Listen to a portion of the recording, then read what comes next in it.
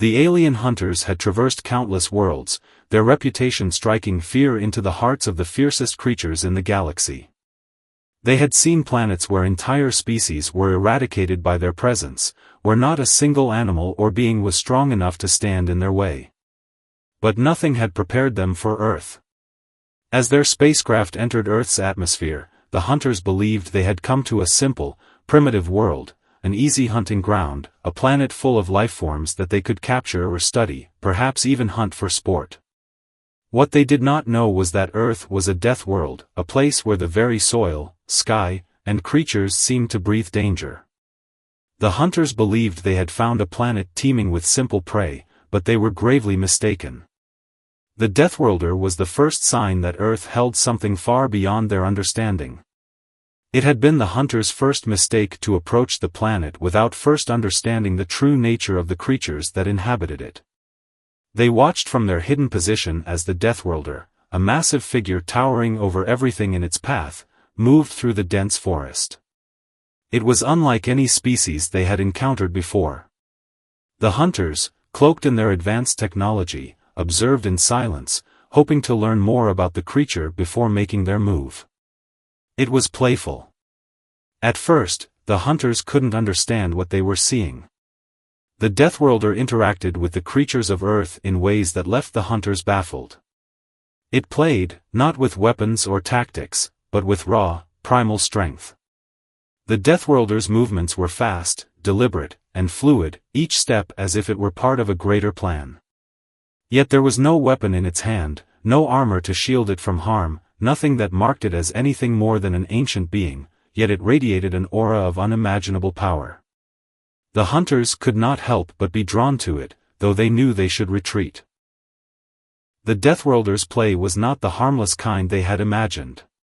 It wasn't chasing or trapping animals for food, nor was it a playful display of its physical might. It was an exhibition of something darker, something they couldn't quite comprehend. It seemed to toy with its surroundings, toying with the very lifeforms of Earth as though they were beneath it, playthings to be discarded or crushed with ease. A chill ran down the hunters' spines as they realized they were observing something far more dangerous than they had initially assumed. This creature was not like anything they had ever seen. It was a force of nature itself, a being whose power seemed limitless. The more they watched, the more the hunters began to question everything they thought they knew. They had underestimated Earth, and they had underestimated the Deathworlder. They had come to hunt, but instead, they had become the hunted. The sudden realization hit them: this was no ordinary mission. It wasn't just another planet to be catalogued or conquered. Earth was alive in a way they could not have imagined, and the Deathworlder was its guardian, its protector. The hunters, once confident in their ability to conquer anything, now found themselves in a position they had never been in before, vulnerable, afraid, and outmatched. This was not going to be the easy hunt they had imagined. It would be the most dangerous game they would ever face, and they were already losing. They watched in silence, hidden by the dense trees and their cloaking technology, as the Deathworlder continued its strange and terrifying playtime, unaware of the alien presence. But the hunters felt it, a growing sense of dread creeping up their spines. Something deep within them warned them that they were not alone, and the planet they had chosen to invade was far more hostile than they could ever prepare for. The aliens had seen countless worlds. They had observed brutal creatures, planets with vicious predators, and even worlds teeming with apocalyptic dangers. But what they were witnessing now was unlike anything in their extensive experience. The Deathworlder continued its bizarre game, its movements swift and unpredictable. At first, the hunters had believed the creature's actions were random, perhaps a series of playful gestures, an indication of its strength. But as they continued to watch, it became evident that this was far more than mere play. It was hunting, but in a way that was beyond their understanding. The Deathworlder didn't need tools or weapons. It didn't need armor. It didn't need anything except its own body and the sheer force of its will. Every step it took seemed calculated. Every move, every swipe of its massive hands, had purpose. The hunters, hiding in their cloaked vessel, watched in awe as the Deathworlder interacted with the animals around it. What seemed like a simple game to the creature was, in fact, a display of overwhelming control over its environment. The hunters, at first, had watched with curiosity. But that curiosity quickly turned to fear as they began to realize that they were witnessing something truly terrifying. This was no ordinary being. This was something that ruled its domain, a force of nature that bent reality to its will. As they observed, the once calm and confident hunters felt a creeping dread slowly consuming them. One of the aliens reached for their communication device, eager to report back to their leader. But when they tried to send a signal, nothing happened. The technology that had never failed them before was useless here. The interference in the atmosphere, or something far more ominous, made any attempt at communication futile. Panic began to rise within them. For the first time in their lives, the alien hunters were trapped. They turned their attention back to the Deathworlder, which now seemed to be aware of its surroundings in a way that sent shivers down their spines. The creature's eyes, although far from human, seemed to glow with a kind of awareness that made the hunters feel as though they were being seen, studied. Their presence had not gone unnoticed. The Deathworlder's movements slowed for a moment, as if sensing the alien presence, and the hunters tensed. They had always been the ones in control, hiding in shadows, stalking from afar. But now they felt like prey, the tables completely turned. The tension in the air thickened as the Deathworlder seemed to glance in their direction, though it didn't make a move. It was as though it were studying them just as much as they had studied it. The hunters' nerves were on edge. They had made countless calculations, planned their every move with precision. But this was not a world that could be predicted. Every step the Deathworlder took only deepened the sense of impending doom. There was no escape, no safe distance. The hunters had made a grave mistake, one they couldn't undo. As they tried to calm themselves, the reality of their situation set in. The Deathworlder wasn't just a creature from another world, it was Earth's protector, a being in tune with its environment in a way that was beyond their comprehension. It was not simply surviving, it was thriving, and everything around it was a part of its play, a part of its dominance over the land. The hunter closest to the edge of the ship's observation deck turned pale, his mind racing with the implications of what they were seeing. "We should leave," he whispered, his voice barely audible. But no one responded. The thought of fleeing had crossed their minds, but they knew it was no longer an option. Their ship, their weapons, their advanced technology, all of it was useless against the raw power of the Deathworlder. The creature's playful actions continued, but the danger was no longer hidden beneath the surface. The more they watched, the more they realized that they had gravely underestimated the inhabitants of this world. This was no primitive planet to be subdued. Earth, it seemed, was a living, breathing entity, and the Deathworlder was the beating heart of it all. The hunters began to argue, their once calm demeanor unraveling as fear set in. Should they try to leave before the Deathworlder noticed them? Or should they remain hidden and observe, hoping to learn enough to protect themselves from the creature's deadly presence? The discussions grew more frantic as the realization set in, they had made a colossal error by underestimating this world. The stakes had grown far beyond a simple hunting expedition. But the worst was yet to come. They hadn't realized it yet, but the Deathworlder had already marked them.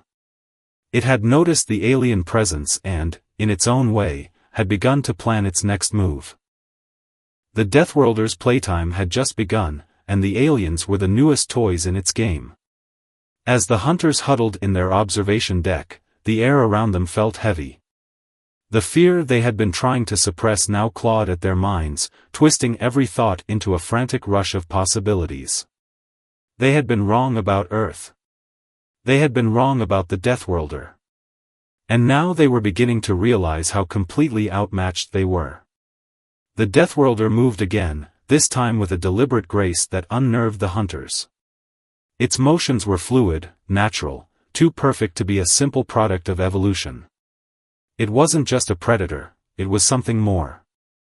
Every muscle in its enormous body rippled with power, but there was no sign of effort, no strain in its movements. It was as if the Deathworlder could bend the very environment to its will, shaping the world around it as easily as one might shape clay. The alien hunters, hidden behind their cloaked vessel, watched in growing horror. The Deathworlders' playtime was not a chaotic spree, it was a display of dominance. It moved effortlessly through the dense forest, weaving in and out of trees, its large limbs swinging with uncanny precision.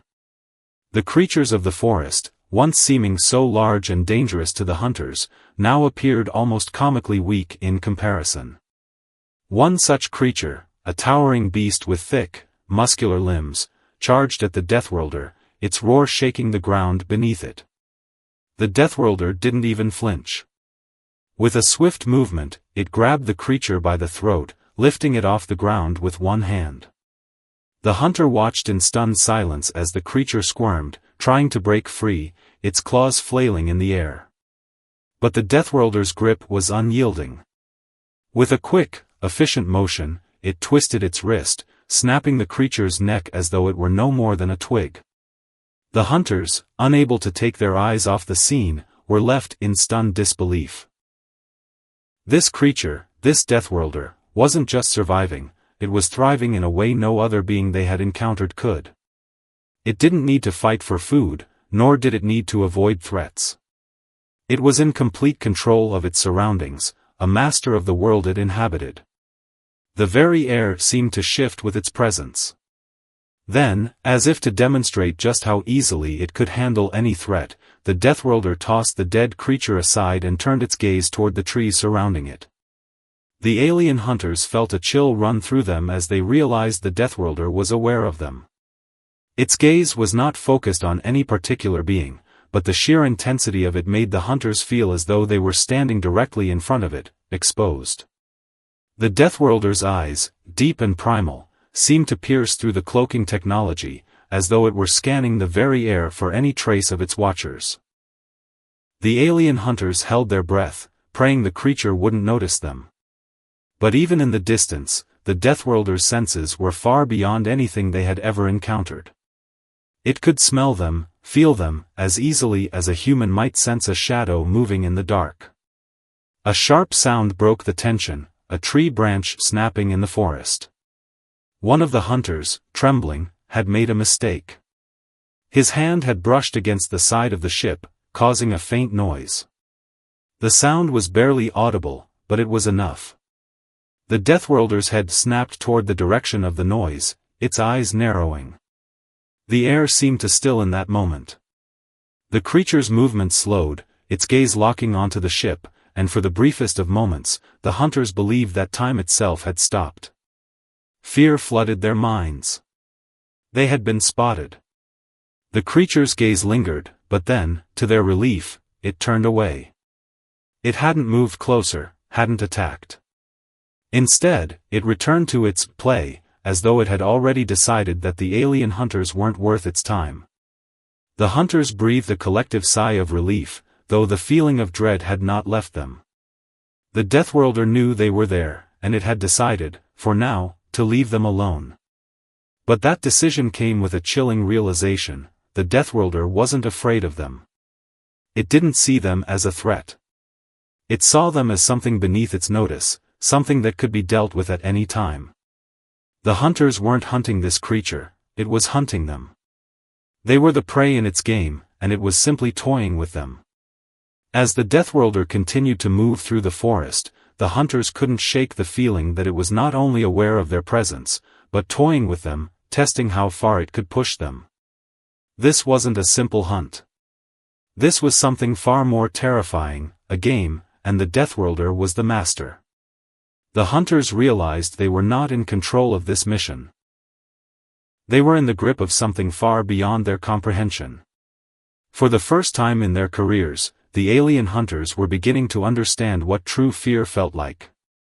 They had been too confident, too certain that nothing could defeat them. But now they had learned a brutal truth: Earth was a death world, and the Deathworlder was its living, breathing protector. And they were nothing more than intruders, playing a game they couldn't hope to win. As the hours passed, the alien hunters were trapped in a silent nightmare. The weight of their fear was suffocating. They had come to Earth with a single purpose: to hunt and study, to conquer a new world and add it to their ever-growing list of victories. But now, all that ambition seemed hollow in the face of a terrifying truth. The world they had landed on wasn't theirs to control. It wasn't a world to be conquered, it was a world that would destroy them if they weren't careful. The hunters had retreated deeper into their cloaked ship, every movement slow, deliberate, as if the very act of making noise could bring the wrath of the Deathworlder down upon them. It was a strange kind of paralysis. Their minds raced with possibilities, but each plan they tried to form only led to more questions and more doubt. The creature, the Deathworlder, had already proven that no technology, no matter how advanced, could protect them. They were nothing in comparison to it, just tiny, insignificant beings on a planet that was entirely alien to them. One of the hunters, the youngest of the group, could barely contain his panic. "We need to leave now," he muttered, his voice high-pitched and strained. "We can't stay here. It's too dangerous." His words echoed in the silent chamber of the ship, but no one responded immediately. Everyone else was lost in their own thoughts, struggling with the same feeling of helplessness. Their once unshakable confidence had been shattered by the realization that they were dealing with something far beyond their understanding. The oldest among them, a grizzled hunter with years of experience, was the first to speak. "We can't leave yet," he said, his voice low and steady, but there was a hint of doubt in it. "If we leave now, it will follow us. We'll never get away from it." The young hunter's eyes widened with fear. "It already knows we're here. What difference does it make if we stay or leave? It'll find us no matter what." The others exchanged uneasy glances. The truth of the younger hunter's words hung in the air like a heavy fog. The Deathworlder had already proven that it was capable of tracking them, of sensing their presence even when they thought they were hidden. They couldn't escape. The realization set in slowly, like the cold grip of inevitability. They were trapped. The planet's atmosphere, once a mere obstacle to be navigated, now felt like a cage, closing in on them. Their technology was failing them. Their skills, honed through countless battles across the galaxy, meant nothing here. Earth, and the Deathworlder, had shown them the harshest lesson of all: some places weren't meant to be conquered. "I told you this planet was dangerous," another hunter said, bitterness creeping into his voice. "We should have never landed here." The oldest hunter nodded slowly, his face tight with frustration. "We didn't know. No one did. It wasn't in the data." The group fell silent, each of them haunted by the same thought: they had underestimated Earth. They had underestimated the Deathworlder. And now, there was no turning back. The young hunter paced back and forth, his mind working furiously. "We have to do something. We can't just sit here and wait for it to find us. There has to be a way out." But the older hunters knew the truth. There was no way out, not without facing the creature. They had no choice but to confront the reality of their situation. Their fear, though palpable, was not the most pressing concern now. The true danger was what they had come to Earth to face in the first place: their mission. They were supposed to capture or study the Deathworlder, and instead, they had become its prey. The youngest hunter, eyes wide with panic, suddenly turned to the oldest one. "What if we leave the planet altogether? What if we just take off and go home? Earth can't stop us from leaving, right?" The oldest hunter shook his head, his expression grim. "You're forgetting something. It knows we're here. If we try to leave, it will chase us. The ship won't be fast enough. Even if we get off the planet, we'll be hunted down before we can get far." The reality of their situation was too grim to ignore. They had crossed a line they could never uncross. The Deathworlder wasn't just a predator, it was a force, a presence so powerful that it bent the rules of nature itself. The hunters had come to Earth with confidence, expecting to be the ones in control, but now they were learning the true nature of power, how fragile it could be, how easily it could slip away. As the hours turned into days, the hunters began to realize something even more terrifying. The Deathworlder wasn't just toying with them. It wasn't simply playing a game. It was hunting them, and it would not stop until it had them in its grasp. The tension in the ship became unbearable. The youngest hunter was the first to crack under the pressure. "We can't just sit here and wait to die. We have to fight back. We can't let it get the best of us." The oldest hunter, his voice hoarse from lack of sleep, turned to him. "Fight back? How do you fight something like that? Something so powerful, so beyond us? We're not warriors anymore. We're just survivors, trying to hold on." The young hunter's shoulders slumped, and the room fell into a suffocating silence. The weight of their reality was crushing them. There was no escaping this. They were out of their league, and the creature that had first seemed like a simple opponent now loomed over them like a dark shadow, mocking their every attempt to flee. The only thing left to do was wait. And in waiting, they understood that they would never leave the planet the same. No one would. The Deathworlder had already taken everything from them, their pride, their confidence, their certainty. Now, it was taking their hope. And as the sun set on the alien world, the hunters knew they would face a choice soon, either confront the Deathworlder or die trying. The silence inside the ship had become oppressive. The stillness was broken only by the occasional hiss of the ship's systems and the soft murmurs of the hunters, each of them lost in their own thoughts. The reality of their situation had begun to sink in fully, and with it, the creeping dread that no matter what they did, their time on Earth was running out. The Deathworlder was no longer just a distant threat. It was actively hunting them now. Every movement, every second of silence, felt like the calm before a storm. The hunters knew that the creature wasn't merely observing them from afar anymore, it was aware of them, aware of their presence, and it was tracking them. The very ground of Earth seemed to pulse with a low, steady hum, as if the planet itself were alive and alert to the alien intruders. "We can't stay hidden forever," one of the hunters muttered, his voice strained and hoarse. He was a veteran, used to the chaos of battle, but here, surrounded by the unknown, his usual confidence had been shattered. "We need to make a move." But even as he spoke, the truth of their predicament settled deeper into their minds. Any move they made would be futile. The Deathworlder could track them wherever they went. They had already tried to use their cloaking devices and scanners, but the interference on this planet was unlike anything they had encountered before. Every system they relied on was failing them, and in the place of their usual tools, they were left with nothing but fear and uncertainty. The ship's automated systems started flashing warnings, something was near. The hunters froze, their breath caught in their throats. They didn't need the ship's sensors to know what it was. They could feel it, the weight of its presence, the cold shiver of imminent danger. "It's here," another hunter whispered, his voice trembling.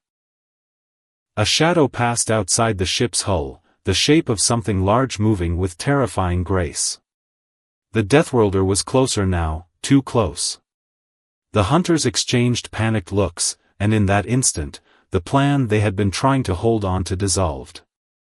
There was no more strategy, no more hope of fighting back. They were no longer hunters, they were prey, and the Deathworlder was stalking them with the precision of a predator that had ruled this planet for far longer than any of them could fathom. It was too late to escape. The moment they tried to flee, the Deathworlder would hunt them down. The hunters had no choice but to face it, to confront the terror they had underestimated from the beginning. But how could they fight something so powerful, so far beyond their ability to comprehend? One of the hunters, his face pale and eyes wide with panic, turned to the others. "We need to make a stand. We need to show it we won't just be picked off one by one."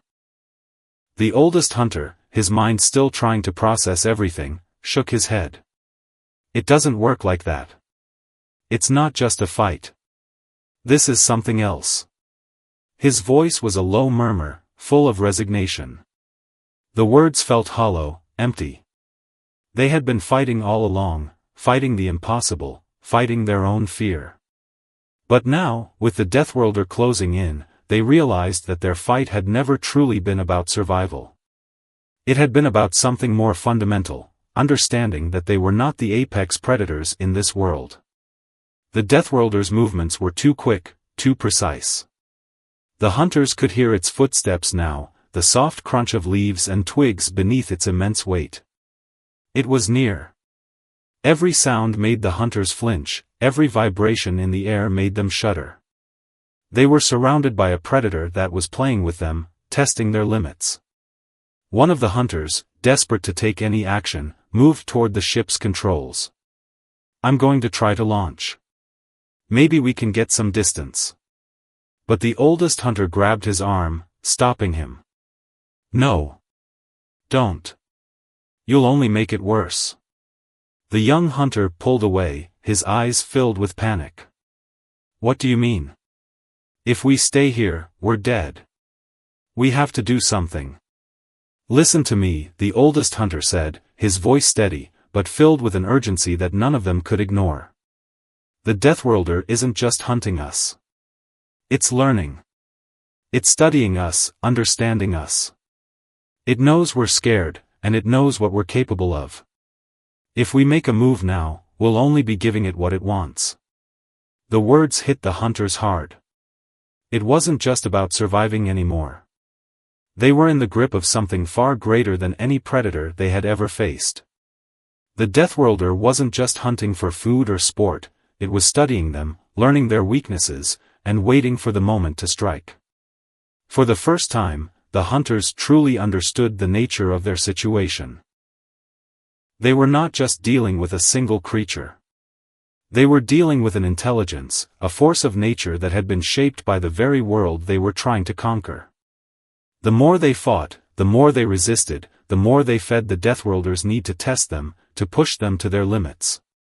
And then, in a moment of terrifying clarity, they realized something that made their blood run cold. The Deathworlder wasn't just watching them. It was watching Earth. Watching the very world around them, knowing that nothing they could do would ever threaten it. It was waiting for the moment when the hunters would break. When the fear would finally consume them, when they would make a mistake that the Deathworlder could exploit. For the first time, the hunters felt something they had never experienced before, the crushing weight of inevitability. They were no longer the hunters. They were prey, and the Deathworlder was the apex predator, a force that they couldn't outrun or outsmart. As they sat in the ship, motionless, waiting for whatever would come next, the truth became clear. Their fate had already been sealed the moment they set foot on this planet. The Deathworlder would get what it wanted. It would take them one by one, and there was nothing they could do to stop it. The hunters sat in a near-paralyzing silence, the reality of their situation settling deeper into their bones. Their mission, their pride, their entire existence as hunters, all of it had been reduced to nothing in the face of the Deathworlder. The fear that had once been distant now consumed them completely, and with it, a bitter realization, they were utterly powerless.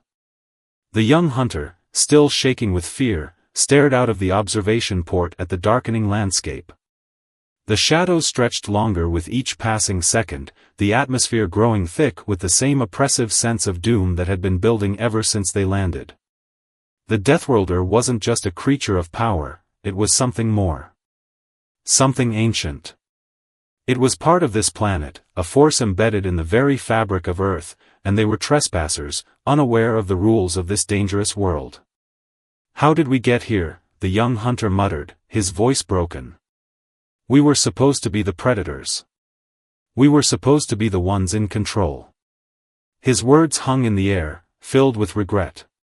The others didn't answer, their eyes lost in their own thoughts. They all felt the same way, the crushing weight of failure, the understanding that they had underestimated Earth, and more importantly, that they had underestimated the Deathworlder. The oldest hunter, who had remained silent for the longest time, spoke up, his voice quieter than usual. We weren't meant to conquer this world. We weren't meant to control it. We were meant to learn from it. His words were slow, measured, but they carried a heavy weight of truth. The others turned to him, confusion and disbelief written on their faces. Learn from it, the young hunter echoed, the disbelief in his voice almost palpable. You're suggesting we just give up? That we just sit here and let it happen? The older hunter nodded slowly. No. We don't give up. But we stop fighting against something we can't defeat. The Deathworlder, Earth, this planet isn't like the others we've encountered. It's not about strength or technology. It's about understanding. If we want to survive, we need to stop running, stop hiding, and start listening. The words didn't immediately make sense to the others, but the tension that had been building inside them seemed to release a little, just enough for them to think clearly for the first time since their landing. The young hunter, though still full of panic, seemed to grasp something in the older hunter's words. So, what? We just let it get us, the young hunter spat out, his tone defensive. We just stand here and wait for it to kill us? The oldest hunter shook his head. No. We don't wait. But we stop fighting it like we've been doing. We need to think about this differently. We need to understand why the Deathworlder is here, what it's trying to show us. The silence grew heavier as the hunters absorbed his words. For so long, they had been reacting from fear, trying to escape or overpower the creature that had been watching them with calculating eyes. They had fought the natural order of this world, the power of the Deathworlder, as if they could somehow control it. But they were wrong. It wasn't just a predator. It was a force of nature, a guardian of this planet. And they were the intruders. The youngest hunter's expression softened, his panic starting to fade as he considered the truth in the older hunter's words. Slowly, he nodded, though the fear still lingered in his eyes. So what do we do now? The oldest hunter's gaze was steady, focused. Now we wait. We observe. We listen. The Deathworlder isn't here to destroy us. It's trying to tell us something we don't understand yet. If we can learn from it, if we can understand its role here, maybe we'll find a way to leave this planet alive. There was a long pause. No one spoke. The hum of the ship's systems, the soft rustle of the forest outside, and the eerie silence of the world around them all blended into a haunting backdrop. The hunters, for the first time, began to see their situation not as one of imminent defeat, but as an opportunity to learn, about Earth, about the Deathworlder, and, perhaps most importantly, about themselves. The Deathworlder had already shown them its power, its overwhelming strength and intelligence. But it had also shown them something else, it had let them live, even after it knew they were there. It had tested them, yes, but it hadn't killed them. Not yet. We have to be ready, the oldest hunter said softly, his eyes scanning the outside world.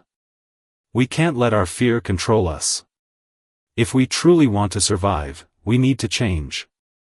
We need to stop thinking like we're the apex predators. We need to think like we belong here. A sense of calm began to settle over the group, but it wasn't the calm of surrender. It was the calm of acceptance. They had spent too long fighting an enemy they couldn't see, couldn't understand. Now, they would try something different. They would learn. As they prepared themselves for whatever came next, the hunters knew that their survival no longer rested on their weapons or their technology. It rested on something far deeper, on their ability to adapt, to connect with the world around them, to understand the true nature of the Deathworlder and the planet that had become their prison. They weren't just survivors now. They were students, and Earth was their teacher. And the Deathworlder? It was their lesson. The night seemed endless. The air, thick with tension, hung heavily in the ship as the hunters tried to process the change in their approach. They had spent so long as the predators, driven by their instincts and technology. But now, they had a new understanding, the Deathworlder wasn't just a foe to defeat, it was a part of this world, and to survive, they would have to find a way to coexist with it, to understand its role in the grand design of Earth. The stillness inside the ship was broken only by the soft hum of the systems. The hunters no longer spoke in frantic whispers. The urgency that had dominated their thoughts earlier had been replaced by a more careful kind of focus. They were no longer running from the Deathworlder. They weren't even hiding anymore. Instead, they were waiting, watching, listening, trying to learn. The feeling of being prey had not disappeared, but it had changed. They were no longer driven solely by fear. At some point, they realized that the Deathworlder's presence had become almost familiar. It had ceased to be the terrifying force it once was, an alien predator on a rampage. Instead, it was a force that shaped the world around them, a guardian of Earth's delicate balance. The more they watched, the more they realized that the Deathworlder wasn't out to annihilate them. It was out to ensure that Earth remained as it was, untouched by the careless greed of outsiders. And that was something the hunters could respect. The oldest hunter, the one who had first suggested they stop fighting, stood near the observation port, watching the movements of the Deathworlder from a safe distance. His face, once full of fear and uncertainty, had softened. He understood now that their mission had failed, but in its failure, they had learned something far more valuable. "We've been doing this all wrong," he said quietly, more to himself than to the others. "We thought we could take what we wanted. We thought we could control it. But it's not about control. It's about respect." The youngest hunter, who had once been frantic with fear, now stood at the ship's control panel, adjusting their instruments to observe the Deathworlder's behavior from a new angle. His hands were steady, his mind clear. He had come to understand that this wasn't just about escape, it was about survival in a world where they weren't the top of the food chain. "What do we do now?" the young hunter asked, his voice steady, though there was still a touch of hesitation in it. The older hunter looked up, his expression resolute. "We wait. We let it know we're no threat. We show respect, and we leave when it's time." The tension in the ship had lifted, replaced by a sense of quiet understanding. They weren't just guests on Earth, they were learners, visitors in a world they had tried to conquer but now had no desire to dominate. The Deathworlder had tested them, pushed them to the edge, but it had also given them the greatest gift of all, the realization that true power didn't lie in dominance, but in understanding. As the hours passed, the hunters continued to observe the Deathworlder, careful not to intrude on its territory. The creature moved through the forest with a calm that was almost serene. There was no more aggressive play, no more chaotic dominance. It moved with purpose, as if its role was simple: protect and preserve. Earth was its world, and the hunters were just temporary visitors. Then, a strange thing happened. The Deathworlder, perhaps sensing their shift in attitude, approached the ship. It didn't charge or attack. Instead, it stopped just outside, as if it had been waiting for this moment. The hunters, still hidden within the ship, held their breath, unsure of what was to come. For a long moment, nothing happened. The Deathworlder stood there, observing them. The hunters stood still, aware that this was the moment of truth. This was the test they had been preparing for. They didn't know if the creature would let them leave, or if it would turn on them at the slightest movement. But they understood that this wasn't a moment to act impulsively. This was a moment for calm, for understanding. And then, slowly, the Deathworlder turned away. It didn't leave immediately, but it no longer seemed focused on them. It had made its judgment, and the hunters, for the first time, understood that it wasn't interested in their destruction. The Deathworlder had seen them, understood them, and now it was ready to let them go. It was as if the creature had accepted them, not as predators, not as intruders, but as something else entirely. It had shown them that strength wasn't about domination, it was about harmony with the world around them. And the hunters, humbled by this lesson, knew it was time to go. They initiated the launch sequence, the ship slowly lifting off the ground. The Deathworlder didn't move to stop them, nor did it attack. It simply watched them rise, the only movement being the slight shift of its massive form, as if to say, "You've learned. Now go." As the ship ascended into the sky, the hunters looked down at the vast, untamed world below. Earth, with all its mysteries and dangers, had changed them. They were no longer the confident hunters who had landed on this planet expecting to conquer. They were something else, survivors, students, humbled by a world that had shown them what true strength meant. The young hunter looked out the window, his expression thoughtful. "We came here to take, to learn, to conquer. But all we've really learned is that some things can't be taken. They have to be respected." The oldest hunter nodded, his face filled with quiet wisdom. "And some lessons are harder to learn than others." As they flew away from Earth, the hunters knew they would never forget what had happened here. The planet had taught them the most important lesson of all, that true power lies not in dominance, but in understanding and respect for the world around you. It was a lesson that would stay with them for the rest of their lives. And though they were leaving Earth behind, they knew they had been forever changed by the Deathworlders' playtime, a playtime that had been a test, a lesson, and a reminder that no creature, no matter how powerful, is above the forces that govern the universe.